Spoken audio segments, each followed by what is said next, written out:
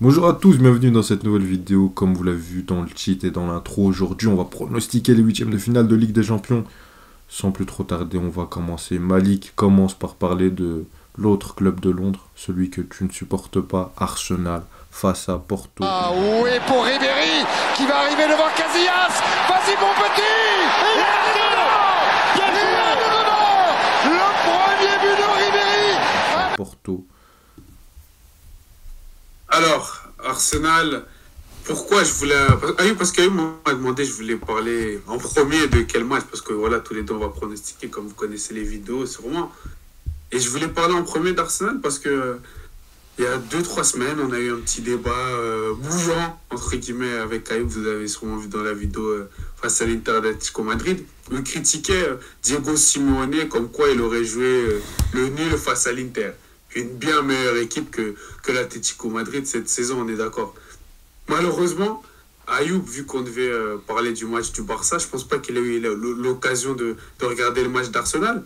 Mais en parlant avec un fan d'Arsenal qui a carrément été voir le match là-bas, tu sais ce qu'on fait Arsenal, Ayoub?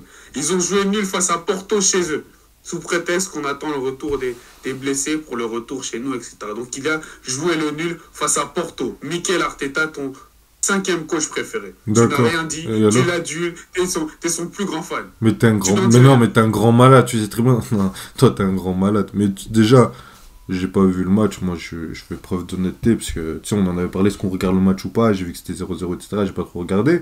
Mais si, moi, j'avais vu le match avec un Arteta qui vient faire un match... Je l'aurais critiqué de la même manière que j'ai critiqué Diego Simeone, qu'on soit bien d'accord. Donc tu vas pas commencer à faire des procès d'intention ici et relancer un débat, tu m'énerves. Il me lance des pics, après il sourit, mais il est malade lui. Vas-y, continue. Et sors-nous de ta bouche. Tout ça pour dire que Arsenal doit absolument gagner ce match et je vais évidemment pronostiquer qu'Arsenal gagne le match parce que si je pronostique autre chose, on va dire c'est juste parce que je suis un fan de Chelsea. Non, Malik, donne ton avis. On s'en fout, là, sois neutre. Et donne ton avis. Non, en étant sérieux, je pense que Arsenal doit... Même si c'est la Ligue des Champions, que voilà, c'est pas plus que la Première Ligue, que Arsenal, les retours chez eux en Ligue des Champions, je les ai vus perdre énormément et ça me choquerait pas du tout. Parce que, bref, mais je les vois quand même gagner, normalement. C'est Porto, les gars. Parce que si vous perdez contre Porto, ceux qui veulent encore me comparer à Arsenal et Chelsea, ce qui ne doit déjà pas se faire, vous pouvez aller vous... Je ne dirai pas la suite. Donc, je pense qu'Arsenal gagnera et j'espère pour eux qu'ils gagneront sur un 3-0, 4-0 pour envoyer un message à la Ligue des Champions. Plus sincèrement, honnêtement, je suis très mitigé. Moi, je vois les deux scénarios qui sont très probables pour moi d'arriver. Soit une grosse désillusion en Ligue des Champions et tu te fais avoir et tu sors. Quand j'ai grosse désillusion, c'est pas un 4-0, mais ne serait-ce qu'un 1-1 où tu arrives à absolument rien faire qui qualifie Porto, tu vois, je le vois pas Porto gagner 3-0, après voilà, c'est football, tout est possible, faut le répéter à chaque fois, mais et t'as de l'autre côté Arsenal qui ne doit gagner que de 2 buts d'écart, et en ce moment ils ont gagné pas mal de matchs avec plus de 2 buts d'écart, certes c'est un Porto assez costaud, mais c'est un Porto aussi qui revient bien sur les derniers matchs, si je me trompe pas, ils ont battu Benfica, c'était 5-0 en championnat, je pense. Je vais vérifier. C'était 5-0 contre Benfica à domicile. Donc c'est un Porto qui revient très bien. Ils ont aussi gagné leur dernier match contre Portimonense 3-0. Donc c'est un Porto qui est dans une bonne dynamique. Donc moi je sens le match piège pour Arsenal. Je pense qu'ils vont pas se qualifier. Et je pense que au moins ça leur permettra de se concentrer sur la Ligue des Champions. Même si en tant que supporter d'Arsenal, c'est pas ce que j'espérais. T'as dit, tu penses que Porto va gagner? Du coup, j'ai pas bien entendu. En fait. Je vois pas Porto gagner, je vois Porto se qualifier, mais avec un 1-1, 0-0, ou voir un Arsenal qui gagne de 1, puis Porto qui revient de 0. Non, ils se sont mis dans la pire position possible pour affronter un Porto dans un match retour. 1-0, Ayou. Ouais, mais 1-0 contre Porto.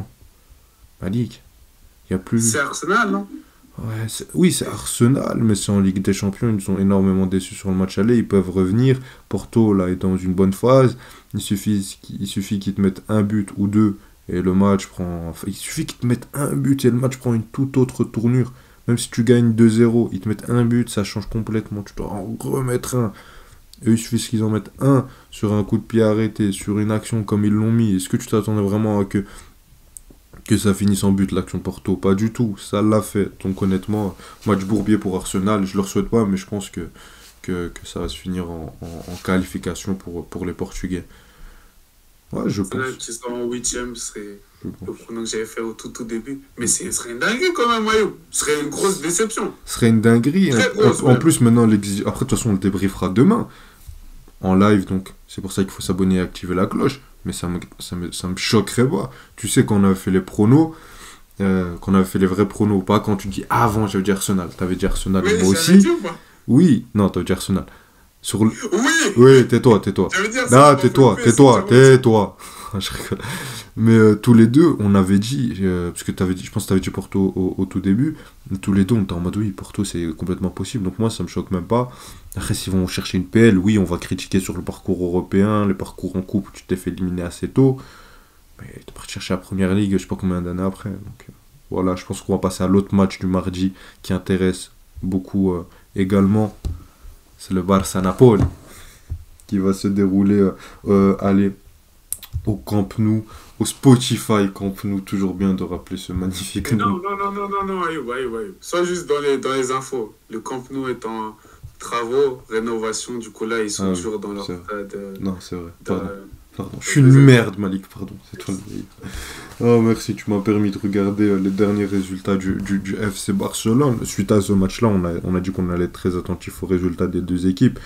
T'as eu une grosse victoire contre Etaf et puis c'est tout, hein. Après, voilà, c'est vite redevenu le Barça 2023-2024 avec un 0-0 contre l'Athletic Bilbao qui revenait de 2 jours de Rapta Stenda. Donc, honnêtement, c'est l'une des. J'en ai vu des purges du Barça. Maintenant, ça va faire 2 ans et demi qu'on a chavi. Mais celui-là, il était pas mal. Et ensuite, t'as une victoire à Majorque où si t'as pas un petit jeune marocain-espagnol Quel but? qui te fait aller un geste incroyable. Tu gagnes pas contre Majorque qui est 15e de Liga. Oui, les Marocains, tais-toi. Ouais, ça va. Pourquoi t'as pas dit espagnol, marocain? T'as commencé par marocain. Non, parce que je voulais dire, tu vois, comme tu dis, belgo-marocain, je cherche un terme comme ça, et c'est pour ça. Ça y a rien à voir avec ce qu'il est algérien. Ça lui regarde lui. Je sais pas. Ok, d'accord, d'accord. Si on n'est C'est pas, une question. on n'est pas allé dans le statut culturel ou dans le statut politique. Là, on parle de foot, s'il te plaît, Malik, donc arrête de nous embêter. Donc, ouais, un Barça qui n'est pas dans une grande forme. En plus de ça, qui a perdu 2 de ses milieux de terrain les plus importants. Un de Jong, pour moi, même si j'ai l'impression qu'il donne pas satisfaction à 100% depuis son transfert. Sur les derniers moments, je l'ai trouvé plutôt sympa, plutôt Les joueurs de intéressant. l'Ajax. Et Pedri, ouais, c'est vrai, un jour on devra faire une vidéo là-dessus, comme on le dit à chaque fois. Et de l'autre côté, Pedri qui reste un joueur fantastique, qui peut changer le dénouement d'une rencontre quasiment à lui tout seul, ou en tout cas peut grandement y participer. Et de l'autre côté, tu as une équipe de Naples qui a beaucoup mieux rebondi, qui a allé. Qui a su réveiller ses stars, surtout devant, avec une victoire premièrement à l'extérieur 6-1 contre Sassuolo, ensuite une victoire dans un match très compliqué face à la Juventus, où t'as encore Kvara qui s'est réveillé un match. Là, malheureusement, malheureusement pour eux, ils ont été un peu accrochés face au Torino, où t'as une équipe qui a joué très bas, surtout en fin de match, pour sécuriser le match nul. Mais pour moi, aujourd'hui, c'est Naples qui gagnera parce que j'ai l'impression qu'ils sont mieux réagis que le Barça suite au match aller. J'ai l'impression qu'ils ont beaucoup moins de pression mentale. Et ça, j'en parlais déjà sur le match aller, sur le débrief du match aller que vous pouvez voir en description. Là, on va le débriefer demain en live. Ou aujourd'hui, ça dépend à quelle heure vous voyez cette vidéo. Mais là, honnêtement, Naples, quand tu vois qu'avec des miettes, ils ont su faire trembler le Barça derrière, et le seul truc où je me dis que le Barça peut-être pourrait tenir, c'est que tu as eu un Barça qui a été très bon face à l'Athletic Bilbao défensivement, notamment Jules Koundé, etc. Mais là, le mec, il va pas se coller. Là, il savait même pas Nico Williams qui était mis au repos. Là, tu vas te coller Kvara, Donna et Osimhen qui vont être des poisons défensivement. Et en plus, j'ai l'impression que tu as énormément d'offensifs. Maintenant, tu es passé à aller à un schéma de jeu où tu mets 4 offensifs. Au lieu de 4 milieux de terrain, tu es passé du tout au tout, mais tu arrives encore moins à te créer d'occasions et à te créer moins d'opportunités. Donc je vois Naples s'imposer. Moi, je suis très mitigé sur ce match, Ayo, parce que tu dis que tu trouves que le Napoli a mieux réagi, mais moi, même leur victoire face à la Juve, elle m'a pas forcément impressionné, sachant que c'est une Juve aussi qui déçoit ces derniers temps. Ils ont même fait encore un match nul dimanche face à l'Atalanta, mais franchement, la Juve, sur la première mi-temps, Ayoub, Vlahovic, il doit mettre deux, trois occasions. Je vous invite même à aller voir le résumé si vous voulez. Vous allez voir toutes les occasions que Vlahovic a ratées. C'était minimum un triplé. Après, vous allez me dire avec Dessy, on refait le monde. C'est ce que j'aime dire à Ayoub quand il fait les analyses de certains matchs. Mais au-delà de ça, moi, j'ai pas été le plus impressionné du monde de la reprise du coach intérimaire du Napoli. Mais il fait du mieux qu'il peut. Et ces deux équipes, comme j'ai dit, qui se cherchent pour moi. Qui se cherchent, qui sur des matchs peuvent avoir une bonne performance, sur d'autres c'est plus difficile. Et donc moi, je t'avoue que Ayoub, je vois vraiment une prolongation. J'ai l'impression que ça fait longtemps qu'on n'a plus de prolongation en Ligue des Champions, voire une séance de penalty.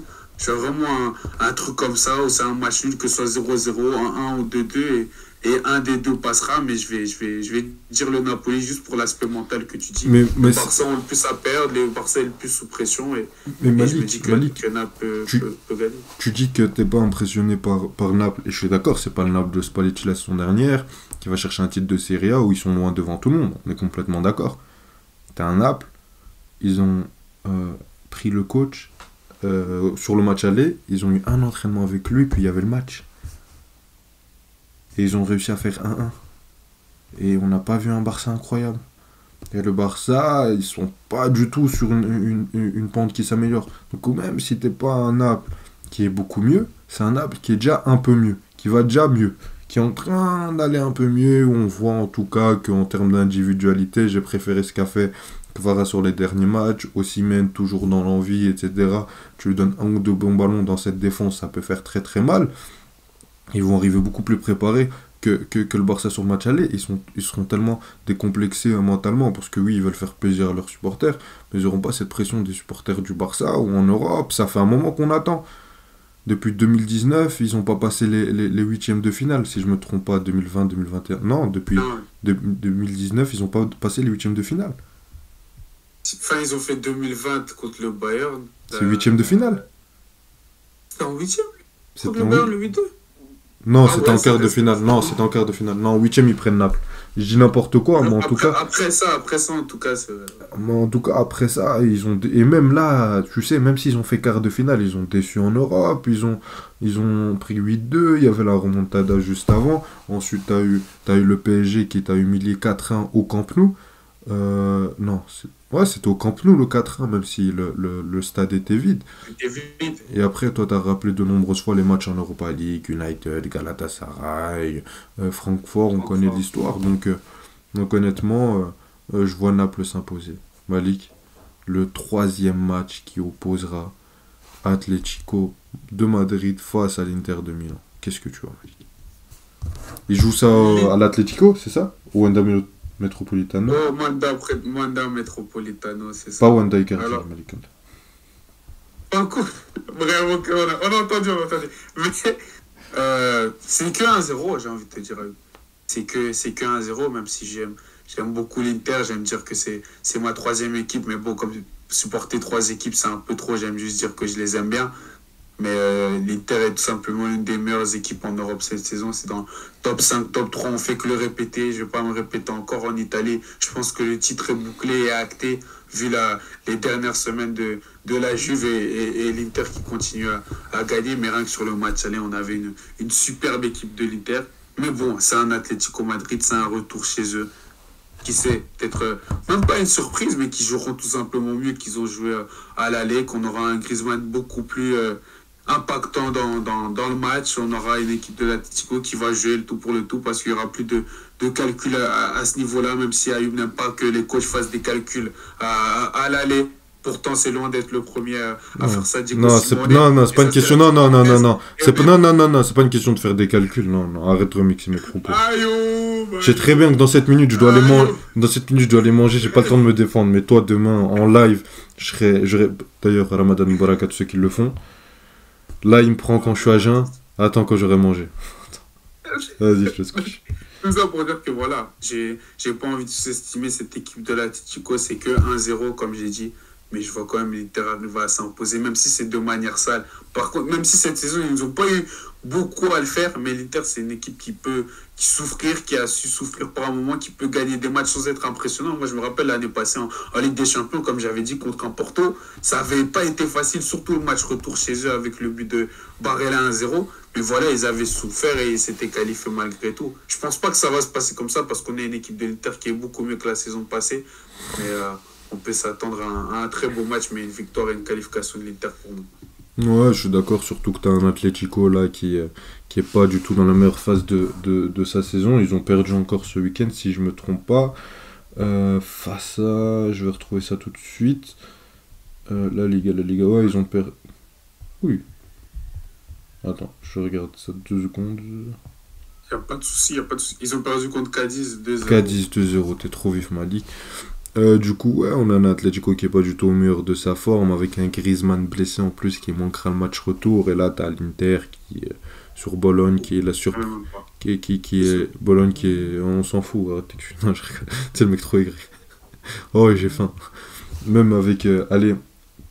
Déjà, d'un côté, t'as un Griezmann blessé, et là, t'avais l'Inter qui jouait contre la surprise de Serie A, Bologne, et qui a fait reposer la moitié de l'effectif. Donc, ça prouve qu'elle est en détente du côté du championnat et qu'elle est beaucoup plus concentrée sur la Ligue des Champions. Et moi, je vois pas du tout l'Atlético faire quelque chose. Je pense qu'ils seront attendus. Je pense qu'ils vont mettre du suspense sur 15 minutes par là, 15 minutes par-ci. Mais globalement, ce serait une rencontre maîtrisée par l'Inter Milan, comme on l'a vu au match aller.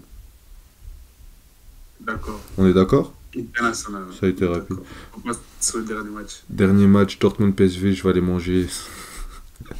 Laissez-moi tranquille. Non, je rigole. Ah, plus sérieusement, vous voulez vraiment une analyse de Dortmund-PSV. Oui. Au match aller, tu as eu une passe un penalty pour PSV qui a été très très généreux, sinon l'équipe a très peu produit. Maintenant, ils vont accueillir Dortmund au match retour. Ils auront beaucoup plus de chances de créer l'exploit. Et je ne sais pas s'ils y croient toujours, parce que le Dortmund qu'on a vu en Ligue des Champions, c'est pas du tout celui qu'on voit en Bundesliga, qui est très fébrile défensivement, qui manque de caractère, etc. C'est tout un tout autre visage, mais j'ai envie d'y croire pour la belle surprise, pour que le PSG puisse les tirer en quart de finale. Donc voilà, c'est ce que... Tu restes sur ta surprise du PSG. Ouais, et toi? Non, moi je pense quand même que Dortmund, c'était mignon le petit 1-1. Je vais pas vous mentir que j'ai pas regardé le match, mais c'est mignon à entendre. Et il y a des joueurs comme Bakayoko, Noah Leng du championnat belge qu'on connaît bien. Et même un Luc de Jong pour les fans du Barça. Mais je pense quand même que Dortmund va faire le boulot. Il y a aussi, parce que, il y a aussi Zaïbari, mais pas une analyse. Il y a aussi Zaïbari, des joueurs comme Zaïbari, mais comme ils sont marocains, tu cites pas leur prénom, c'est pas grave. Ah, ok. Cite-le alors. Cite le 11. Cite le 11. Ah, tu veux vraiment que je cite le 11? Il y a Benitez, l'ancien gardien de niche, je dois manger dans 3 minutes. Allez, salut. Il y a aussi Serginho Dest, Boskagli, bref. Oui, Dest, oui. N'hésitez pas à liker, vous abonner, à activer la cloche. Un grand merci à vous d'avoir suivi cette vidéo. Merci à toi, Malik. Allez, salut. Et à demain et après-demain pour les débriefs.